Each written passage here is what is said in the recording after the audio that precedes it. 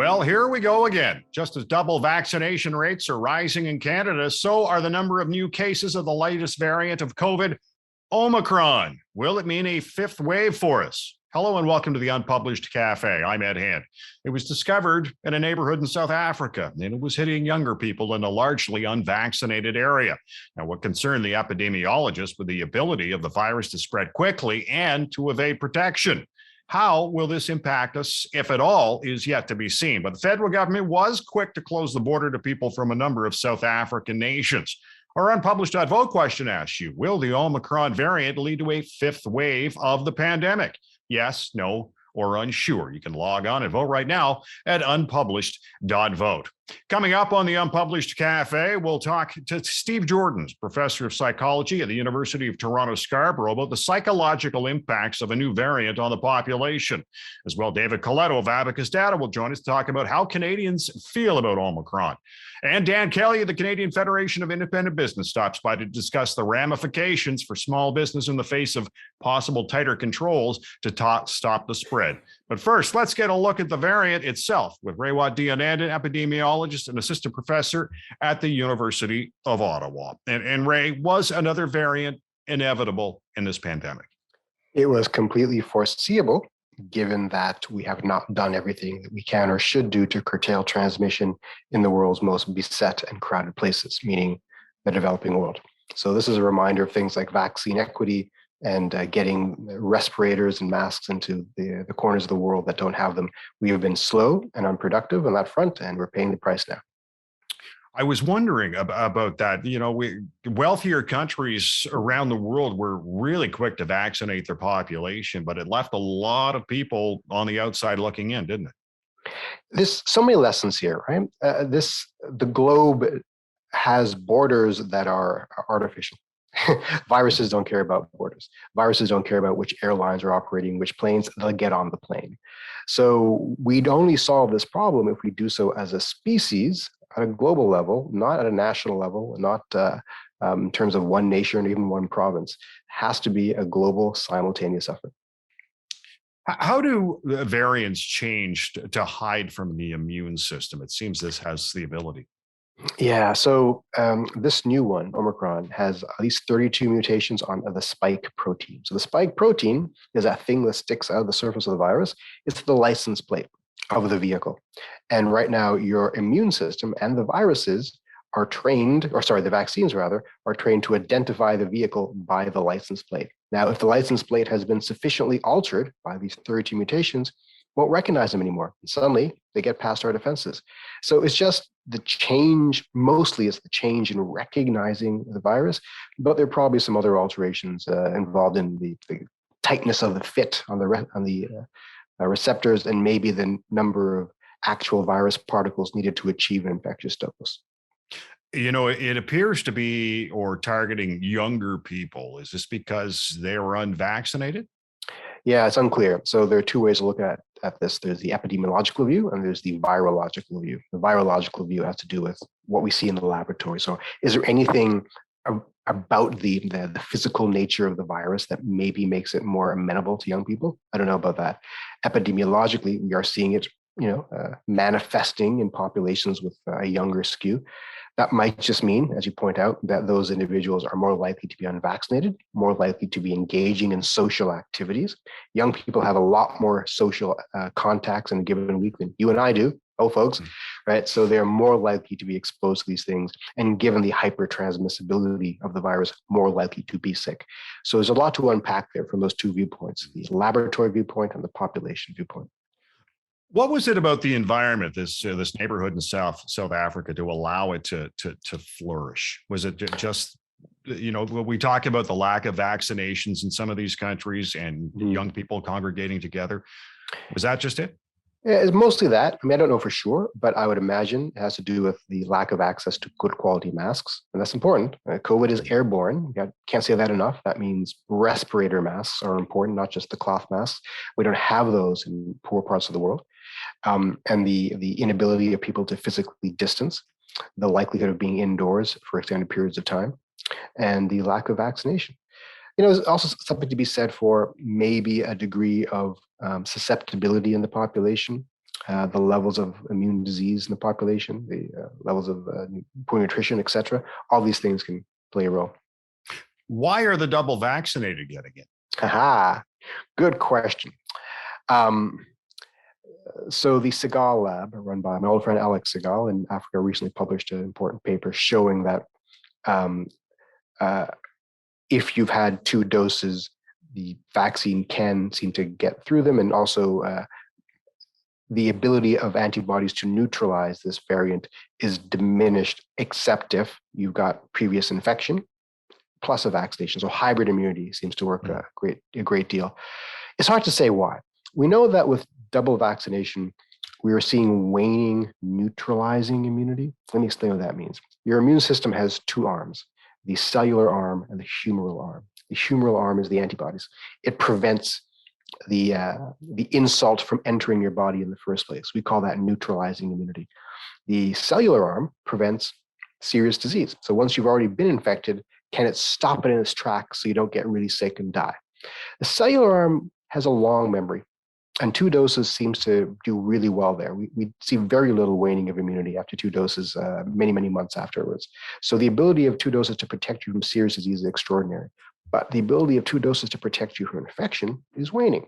So that's probably what we're seeing here, is the waning immunity plus the ability of this variant, because it's got those 32 mutations, to bypass the ability to identify the Blythen's plate. Those 2 things together are probably causing the breakthrough infections. So is the 3rd dose the only way out?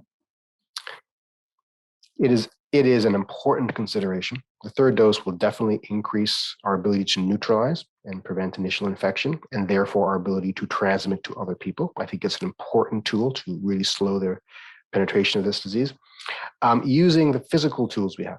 So ventilation and mask wearing, high quality mask wearing, by the way, work on all variants. Doesn't matter what new variants they might throw at us. A physical barrier will always work. A proper HEPA filter in your house will always work. We have the tools to control this and to prevent this from spreading further. We just have to use them. Should we be preparing for another possible variant?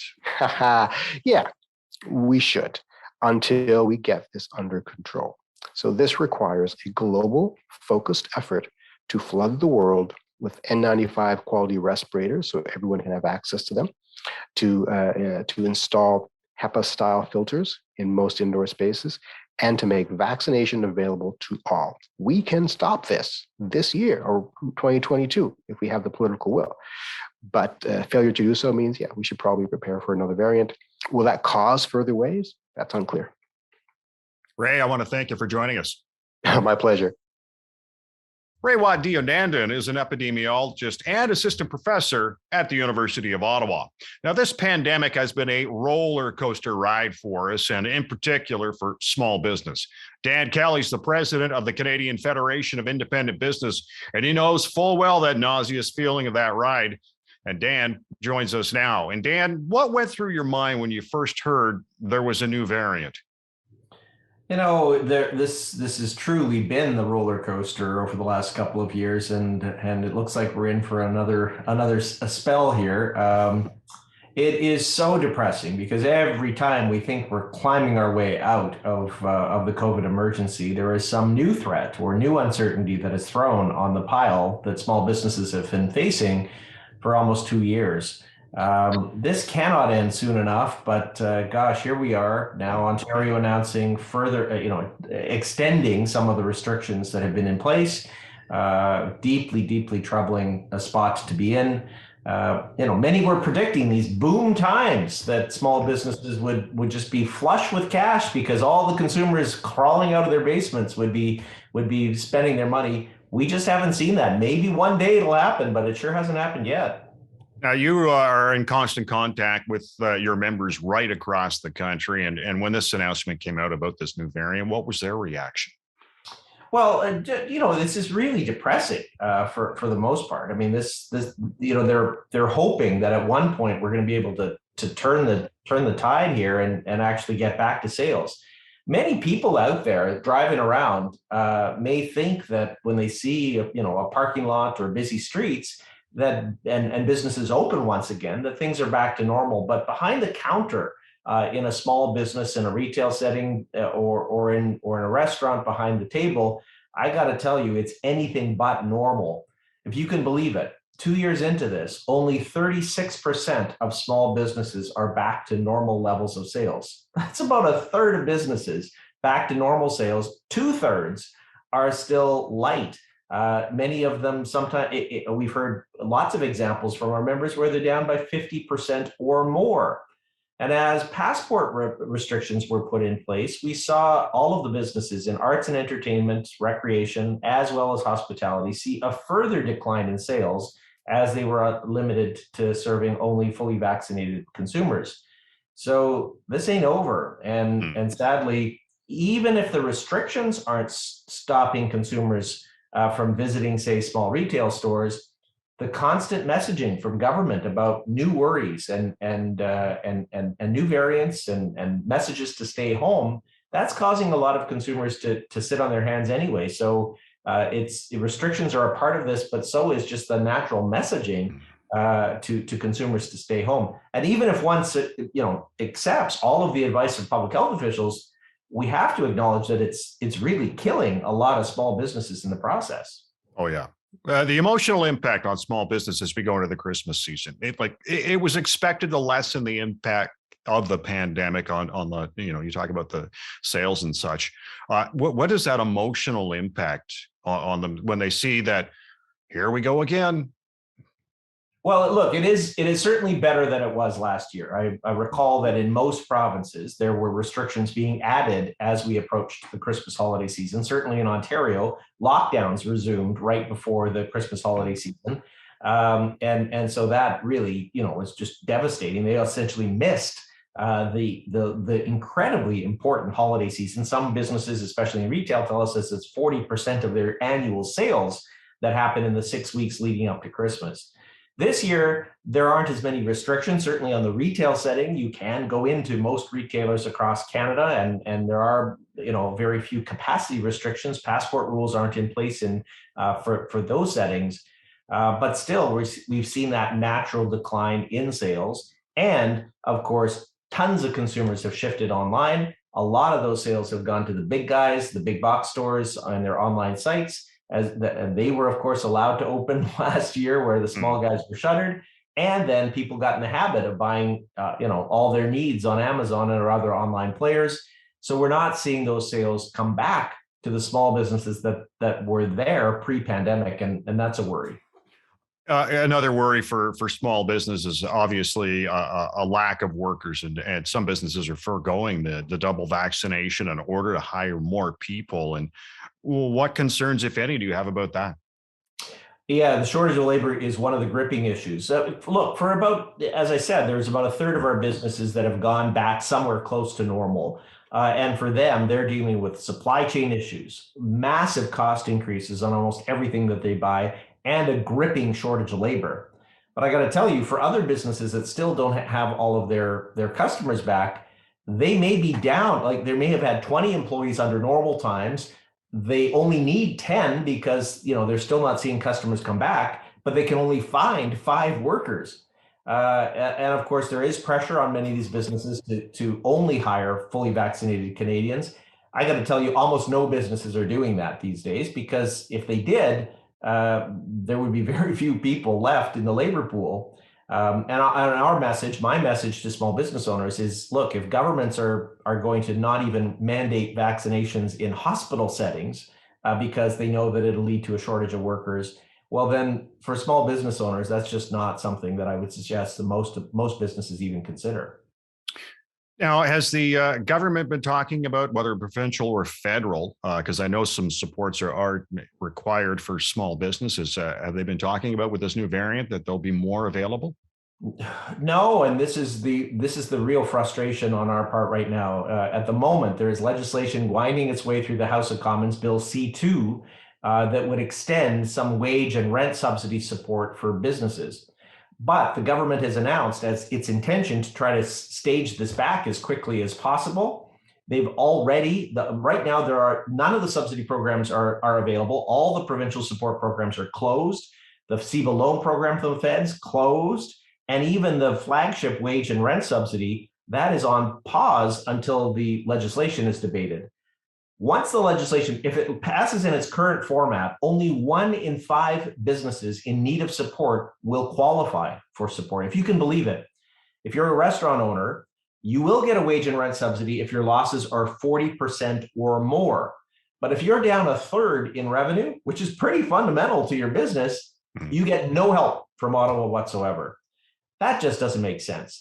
We have a difficult choice to make. Either we continue to support the businesses while we restrict them, while we tell consumers to stay home, or we allow them to open up and serve their customers as they normally did. Right now, businesses are in this purgatory where they're facing big restrictions and no support or declining support from the federal and provincial governments. It's a terrible, terrible situation. So the bottom line for our viewers and listeners is to, if you can, please support local. 100%. Look, we've got a campaign out, Small Business Every Day. There's a special website dedicated to it with tons of ideas of how you can support local small businesses in your communities. They desperately need consumer support. There's nothing wrong with buying something at a big box store or an online giant, but we're asking consumers, especially over the holidays, to dedicate a chunk of their spend to the local independents in their backyard. That can be really, really helpful. And even if you prefer to shop online, many small businesses have made the shift. Check them out. You might have to do a Google search. It may not be one click, but you can find a lot of small retailers, small businesses that are with online presences that can send you your goods to meet your needs during the holidays. And I got to tell you, a lot of small firms have more supply than some of the big guys that are dealing with the supply chain pressures in an even greater way. Dan, I want to thank you for joining us. Thanks so much for the time. Dan Kelly is the president of the Canadian Federation of Independent Business. When I first heard about the more transmissible variant, it felt like Groundhog Day. Abacus Data took a look at the mood of Canadians in the face of the new variant, and David Coletto of Abacus is going to join us and fill us in on how Canadians are feeling about it. And David, before the news about Omicron, were Canadians starting to bounce back?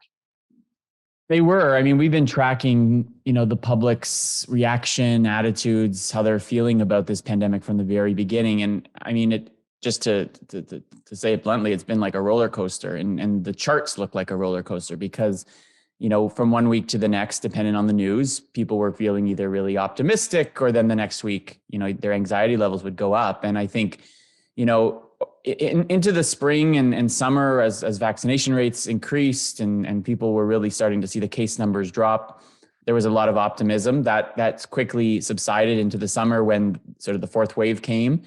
And, coming into the fall, into October, we saw a return where we saw more people saying they were getting less anxious, less worried about this pandemic. And then the Omicron variant news breaks, and within days, we saw a spike again in people saying, look, I'm getting more worried about this. I'm not sure that the worst is behind us. And that level of uncertainty and anxiety hasn't reached its peak, but it's still close, where you've got 40% of Canadians saying, I'm getting more worried, and only about 15% saying they're getting less worried. So we're back at Groundhog Day again, another version in which you've got large numbers of the country feeling quite anxious about what this all means. Who's the most concerned about this variant? Well, as we've seen throughout the pandemic, older Canadians continue to show a higher, sense of worry and concern. I think that's related to the fact that we know COVID does have a greater impact on older folks. Also, we see women being more worried than men. Not a significantly big difference, but still noticeable that women of all ages are more likely to be concerned about this. Regionally, not a lot of differences. Probably the only notable one is how folks in Alberta, Saskatchewan, and Manitoba feel versus Canadians everywhere else. We see that, those living in Ontario and Quebec, Atlantic Canada, BC, are about equal when it comes to their level of concern, but Albertans and those others living in the prairies are less likely to be worried. And that's, I think, partly political. It's partly, their views on the pandemic itself, but also I think the state of the pandemic at any given moment in those different parts of the country. This has been a long haul. Are Canadians starting to tune out, or are they just paying more attention as we ride this roller coaster? Well, I think my sense is based on how fast people react to the news, they're still paying attention. I think there's certainly a level of fatigue. I think we're all exhausted by this pandemic, and I think it's exhausted us in terms of how to deal with it and how it's changed our lives in so many ways. But I do get a real sense that people are just, they're sick and tired of it. They want to be able to move past. They understand, I think, that COVID's going to be with us one way or the other for a long time. But I think this new variant emerging and how fast it's spreading, and because it's emerging from South Africa, this reinforces the view that we won't this pandemic won't be over until it's over everywhere. And so I think there will be an increased focus for how can we, as Canadians, as a country, as a sort of the rich part of the world who have been vaccinated, what can we do to help those in other parts of the world? Because this is an example that we aren't safe if everybody isn't safe. We could even see more variants considering the evolution of this virus. And how would you expect Canadians to react to another possible variant after Omicron? Well, I think past data just, I think, allows us to predict is that they will respond and they will get their backs up, and they will, start thinking about the choices they're going to make in their lives. I mean, there was another survey from Leger earlier this week that showed, from Maru that showed, despite the fact that people were concerned about it, they weren't necessarily going to change their behaviors all that much. But there was some concern that maybe the vaccines aren't going to be effective. I think the problem with this variant, even today, and we did this survey about a week and a half ago, is there's still so much unknown. And that's the scary thing for people, right? They aren't going to fundamentally change their behaviors until they're told to, until they're told you can't go eat in a restaurant, you can't, gather. We've learned that from the past 18 months. But I do think there's going to be trepidation, particularly those who are most anxious or worried about this virus and how it might affect their kids or their loved ones. But again, that roller coaster of up and down will continue as long as these variants emerge and people feel any sense of unsafety related to it. Was there, in terms of your survey, unvaccinated, was there any more concern by the unvaccinated about a new variant, or is it just steady as she goes for them? Yeah, you'd think there might be, right? Because they aren't as protected. But in fact, I think what we're seeing is it's a complete opposite. Those who are unvaccinated and those who are unvaccinated and say, I'm never going to get the vaccine, are the least worried about this new variant and the pandemic more broadly. And I think it shows the psychology of those that have resisted getting a vaccine now have a very different point of view and frame of reference when it comes to this pandemic and the virus than those who have been vaccinated, right? If you've been vaccinated, you either have, you fear it and you think it works and you want to protect yourself. For some, particularly those who've gotten it more recently, it's because unless you can't do certain things these days. But for the minority, the small minority who are still resistant, they don't see much threat in this new variant and in the pandemic generally. And so that's a proof point that it's going to be hard to convince them to get vaccinated if you don't think there's anything to worry about. And so that's one of the really interesting and what you would normally think is, counterintuitive findings in the research, but it's become now, I think, part of their identity to resist the vaccine as opposed to a logical choice on their part. David, I want to thank you for joining us. Always a pleasure, Ed. Thanks for having me. David Coletto is the president and CEO of Abacus Data. Now, through the pandemic, we've heard about the rise in mental health issues in Canadians, and it's quite evident considering the changes to our lives. Steve Jordans is a professor of psychology at the University of Toronto, Scarborough, and he joins us now. And Steve, you're concerned Omicron is a tipping point for Canadians. How so? Well, I mean, it'll really depend how things play out. So Omicron is becoming this sort of mysterious kind of thing where we just don't know how bad or dangerous it will be if it really is something that pushes us all back again. So I'm worried about another wave of us going back to our homes and stuff. There is this psychological phenomenon called learned helplessness, that when you try to battle something repeatedly and fail, you can reach a point where you just don't want to try anymore. And it starts to kind of move a mindset from anxiety to more sort of depression. And that's a potential worry, because depression is a very serious mental situation to be in. So that's the worry, but I'm not sure if it's how big of a worry it is. The latest news on Omicron hasn't been as dire as it was, say, 10 days ago.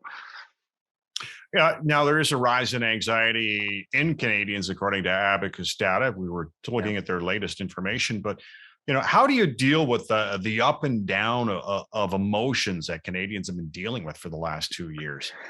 It's been a very, very tough time. And I think one of the things I would suggest is to understand what's going on. So I created a free online course at the beginning of this. It's on Coursera.org that's entitled Managing Anxiety During COVID-19. And it's all about teaching us all what anxiety is, which is a very simple biological reaction. When our body senses threat, it kicks us into this fight or flight mode, this sort of superhero mode to help us deal with it. That's great if the threat's a bear and we can either fight it or flee from it. When it's COVID and it's there every morning when we wake up and it's not so obvious how to fight it and it's not obvious at all how to flee it, we're left in this state of a little bit of chronic activation of that fight or flight. And that's the anxiety we all feel. But I do think if you understand that, there are ways you can give yourself a break. We're not going to escape it, but we do need to have a break from it every now and then, or it can lead to burnout, essentially. How do you get a break? How do I get a break? Yeah, there's sort of two approaches to that. But one is to understand the effect the environment has on our mind and then use that. So if I give you a negative example, if you watch a lot of news, that's like staring at the bear. And so you're going to get more and more anxious. The more you read about it, the more you think about it. If you instead can find things that make you laugh, sing, or dance, or even deep social connections, what you'll usually find with those is they make you feel really good. My prototypical thing is like karaoke. Like, do karaoke with your family. You will laugh, you will sing, and those sorts of activities flood our body with positive hormones that counteract the cortisol that stress releases. And so it really is a medicine. And to schedule things in your day, find out what makes you laugh. And if you find something, schedule that. Try to do that regularly. If something else makes you dance or sing, create a playlist of those songs that you loved when you were 16. Bring that back and you'll have the flood of memories of that time. Find these things that take your mind away from COVID. Use them as medicine. Schedule them into your day. Give yourself a break that way. We're about 2 weeks away from Christmas right now. I know a lot of Canadians were really hoping to get together this year. And you're talking about all those positive social things, but everything is up in the air with this Omicron. It really is. I mean, I remember last year telling people, we're going to have a horrible Christmas, but you can plan for next year, plan the best great things for next year, because I'm sure we'll be fine then. And then we get to next year and we're like, oh, really? We're still not there. And so, yes, that's true. Now, but let me actually point out, if you find yourself not comfortable or able to physically be together, I'm pointing a lot of people to the glories of the phone 1980s style. When we used to actually talk on phones and use phones as phones.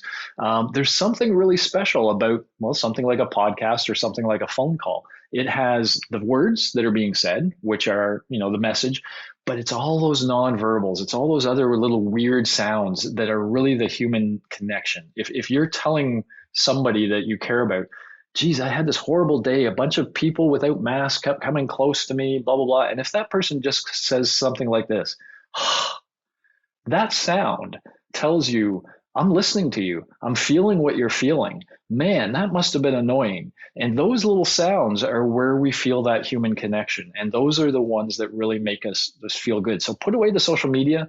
Emoticons don't do it. Pick up the phone, schedule some phone calls with people, make it anything. Let's watch Masked Singer together. But after that, let's call and talk about what we saw. Doesn't matter what we're talking about. What we're going to be doing is sharing that emotional connection. And when we hang up that phone, we will feel a lot better. I'm wondering what the long-term impact of a rise of anxiety levels in Canadians. What are we looking at there? It is tricky. I mean, it's been unprecedented. We've never had chronic anxiety this level for this amount of time ever. Will that be good or bad? I mean, I think the silver lining is mental health is not just an issue for other people now. We all feel the challenge of mental health. We are now sort of learning some of the information about it, some of the strategies. So I think that could be good. You know, it's possible. In fact, I would like to see a more formal approach to that. I would love to see our school systems include some information about, you know, similar to what I just told you about how your body reacts to stress and ways that you can maybe mitigate that, because there's the opportunity that we could use this all as a place to learn some coping strategies and learn some mental health strategies that would help our kids when bullies are around, or all sorts of other situations that cause anxiety. So that's the positive thing. Maybe we'll come out of this, you know, a little better armed for our mental health. But on the negative side, it really depends on how existentially you feel the threat. So there are some people that are really living in fear right now. They're fearful that they'll bring the virus home and potentially harm a loved one that may be in a compromised state, or they may be fearful about themselves. If you're feeling that deep level of fear, that's the kind of thing that can give rise to PTSD-like symptoms, where literally stimuli like crowds get associated with that fearful state. And then you could come out of the pandemic, but you might carry some of these fears with you. That can happen to the people that are really, really feeling, you know, scared by all this. Most of us are just annoyed and anxious and tired and exhausted, but some people are really mortally fearful, and those people will carry a shadow of this pandemic with them afterwards, I'm afraid. How much of the anxiety is driven in the vaccinated by the unvaccinated? How much of the anxiety in the vaccine is driven by them? Okay, I had to just parse that through and think about that a little bit. Yeah, I mean, I think the funny thing psychologically is we have this concept called the common enemy, and we often say that when there's a common threat to all, that should pull humanity together to face this common enemy. And there's experiments showing this is true. It didn't happen here. We have this common threat. It seems to the vaccinated like the threat is obvious, and the approach that there's really only one good approach to handling it. But we have this group of people who, for whatever reason, have been convinced that approach is worse than the original problem. And so it has created a divide at a time when we really, really need unity. And I think that's become a source of frustration, absolutely, to the vaccinated, which then makes the unvaccinated feel like they're being second-class citizens or of some sort. And we're kind of treating them that way because that's our strategy. And I actually think psychologically it's a good strategy, but it creates a lot of division. And sometimes that comes right into our families. And it certainly has into mine. And I know so many others where, you know, I sometimes say the biggest shadow I'm going to have from the virus is that shadow, the scar of that division. That's going to happen when the virus is gone. I'm not sure how my family will be able to recover from some of this. And I know a lot of other people are the same way. So, you know, that's just a real shame. It really is too bad we couldn't have found a way to either message or in some other way have the unvaccinated understand or see things a little bit more from our perspective. But it's two different worlds now. It's just like we're looking through the window and seeing completely different things out the window. Steve, I want to thank you for joining us. Yeah, thank you for the invite. I appreciate it. Steve Jordans is a professor of psychology at the University of Toronto, Scarborough. Our Unpublished.vote question asks you, will the Omicron variant lead to a fifth wave of the pandemic? Yes, no, or unsure. You can log on and vote right now at Unpublished.vote. I want to thank our guests today, Raywat Deonandan at the University of Ottawa, Dan Kelly of the Canadian Federation of Independent Business, David Coletto of Abacus Data, and Steve Jordans at the University of Toronto, Scarborough. Now, this will be our final podcast for 2021. We'll be taking a hiatus through the holidays, and we'll be back early in the new year. So we wish you all the best during the holiday season. Thanks for watching the Unpublished Cafe. Stay safe. I'm Ed Hand.